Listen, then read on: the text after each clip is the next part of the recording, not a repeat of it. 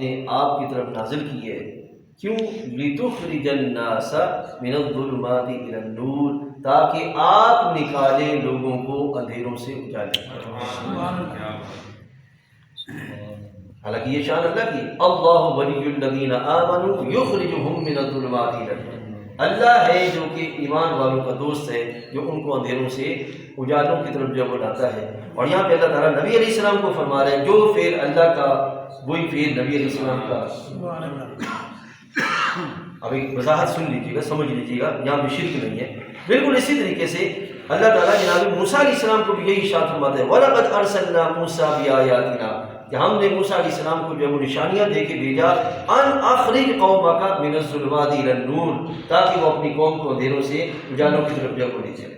اب یہاں فرق کیا ہے؟ یہ فرق یاد رکھیے گا، اللہ تعالیٰ جو نکالتا ہے نا اندھیروں سے اجالے کی طرف، تو اللہ تعالیٰ جل وعلا خود سے نکالتا ہے، اس کو کسی نے نکالنے کا نہ حکم دیا، نہ طاقت دی، نہ فعل عطا فرمایا، ٹھیک ہے نا؟ اور بندوں کو نکالنے کا، اندھیروں سے اجالے کی طرف لے جانے کا سبب بناتا ہے، یعنی کہ رسول اللہ صلی اللہ علیہ وسلم سبب بنتے ہیں، جو ہدایت کی روشنی کو واضح کرتے ہیں، دلائل کے ساتھ بیان کرتے ہیں، جس سے لوگوں کا اندھیروں سے اجالے کی طرف جو جانا ممکن ہو جاتا ہے۔ یہ فرق جو وہ جانے کے تو پھر نتیجہ کیا نکلے گا کہ وہ شرک کا معاملہ کبھی بھی جو اس میں نہیں آئے، یعنی کہ اسی طرح صفات کے لحاظ سے معاملہ ہے، اسی طرح جو ہے وہ افعال کے اعتبار سے معاملہ ہے۔ اللہ تعالیٰ جل وعلا کا معاملہ اس کی ذات کے لائق ہے کہ اس کو کسی نے حکم دیا، نہ اس کے لحاظ سے کوئی اور جو ہے وہ مقابلے میں ہے۔ اور جہاں تک اللہ کے محبوب بندے اور اولیاء کاملین کا تعلق ہے، یہ سبب بنتے ہیں، اللہ تعالیٰ جل وعلا محض اپنے فضل سے ان کو جو ہے وہ رستہ عطا، ان کے ذریعے رستہ عطا فرماتا ہے، ٹھیک ہے؟ یہ ٹھیک ہے، بات کو اور مختصر کرتے ہیں۔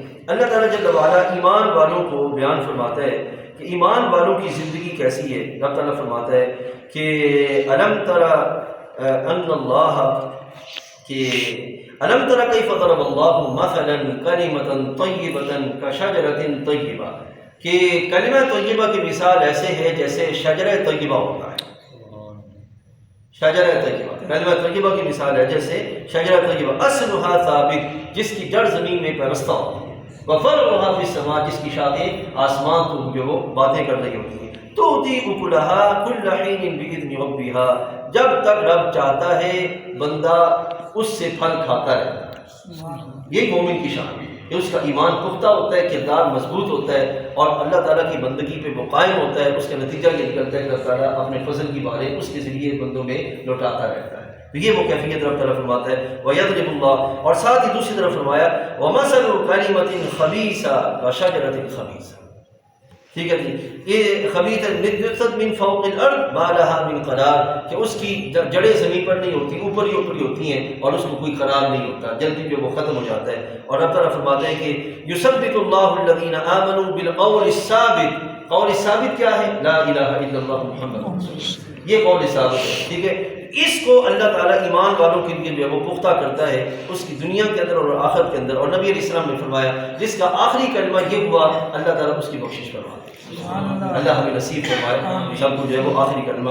اور پھر بات کو اور سمیٹتے ہیں، حضرت ابراہیم علیہ السلام کی دعا پر بات کو جو ہے وہ سمیٹتے ہیں کہ چونکہ سورہ ابراہیم میں یہ واقعی ایک واقعہ جناب ابراہیم علیہ السلام کا بھی آتا ہے کہ جب جناب ابراہیم علیہ السلام نے اپنی زوجہ صاحبہ اور اپنے صاحبزادے جناب اسماعیل کو وہ بے آب و گیا وادی میں جو وہ چھوڑا، وہاں پر نہ دھوپ، نہ سایہ ہے، نہ پانی ہے، نہ کوئی اور کیفیت ہے، تو اس کو قرآن مجید اس طرح بیان فرماتا ہے بِوَادٍ غَيْرِ ذِي زَرْعٍ، کہ ایسی وادی جس میں دور دور تک جو ہے وہ کھیتی کا کوئی نام و نشان نہیں ہے، ایسے مقام پر چھوڑا۔ عِندَ بَيْتِكَ الْمُحَرَّمِ، اس کے قریب بیت محرم تھا، یعنی کہ بیت اللہ شریف اس کے قریب تھا۔ اس وقت ابھی بیت اللہ شریف حضرت آدم علیہ السلام نے سب سے پہلے بیت اللہ بنایا۔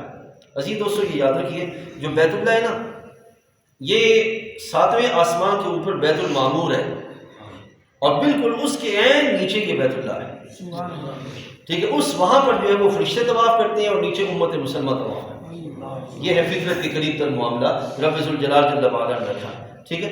اب حضرت نوح علیہ السلام کا جب طوفان آیا تھا، اس وقت جو ہے وہ اصل اٹھا لیا گیا تھا، اور اس کی جو بنیادیں تھیں وہ اس طوفان میں دب گئی تھی۔ تو حضرت ابراہیم علیہ السلام کو پھر حضرت جبرائیل امین تشریف لائے، انہوں نے نشاندہی کی، اور پھر وہاں پر جو ہے وہ جناب سیدنا ابراہیم علیہ السلام نے نئے سرے سے بیت اللہ کی جو ہے وہ تعمیر فرمائی۔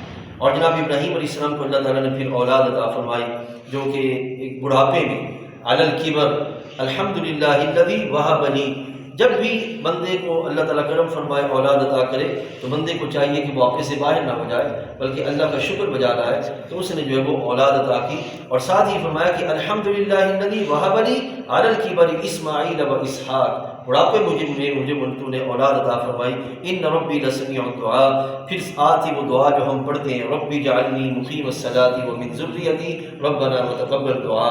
محترم سامعین، اولاد کے لیے سب سے بہترین یہ ہے کہ بندے اس کو رب کی بارگاہ میں بندہ جھکنا سکھا دے۔ بندے کا باپ کا اپنی اولاد کے لیے بہترین کیا ہے کہ اس کو رب تعالیٰ کی بارگاہ میں جھکنا سکھا دے، بندگی سکھا دی جائے۔ آپ یقین جانیے گا، میں نے کئی ایسے لوگوں کو دیکھا، چونکہ میں جہاں مسجد میں ہوتا ہوں وہاں پہ لینڈ لارڈ ہیں اور اس طرح کے جو وہ لوگ ہیں، مارکیٹ آنرز میرے پاس نماز جمعہ پڑھتے ہیں، سب کچھ معاملہ ہے، تو دیکھا ہم نے کہ جن کے ہاں بندگی کے پہلو موجود ہیں ان کے ہاں خیر ہی خیر ہے، اور جہاں بندگی کے پہلو میں کمی ہے وہاں پہ سوائے پریشانی کے کچھ نہیں ہے۔ یہ حقیقت ہے، ٹھیک ہے نا؟ یہ فطرت ہے، جو فطرت ہے وہ بدلنے والی نہیں ہے۔ بہرحال انسان اللہ کی ہی مخلوق ہے، آخر وہ باپ کے کہاں جائے گا؟ اور اگر جو وہ بندہ سونا چاندی بیلنس اور اس طرح کی چیزوں میں، محض اس طرح کی چیزوں میں پڑ جائے گا اور بندگی کو بھول جائے گا، محسن حاضرین سوائے نقصان کے بندے کے کچھ ہاتھ نہیں آئے گا۔ یقین جانیے ایسے ہم نے کئی لوگوں کو دیکھا کہ صبح و شام ان کے دروازے سے خیرات چلتی ہے اور وہ سکون سے سوتے ہیں، اور کہیں ایسے بھی دیکھے کہ جناب صبح و شام جو ہے وہ دروازے بند ہوتے ہیں لیکن سونے کے لیے وہ دوائیاں کھاتے ہیں، گولیاں کھاتے ہیں، اور پریشانیاں ان کے ہاتھوں سے نہیں جاتی۔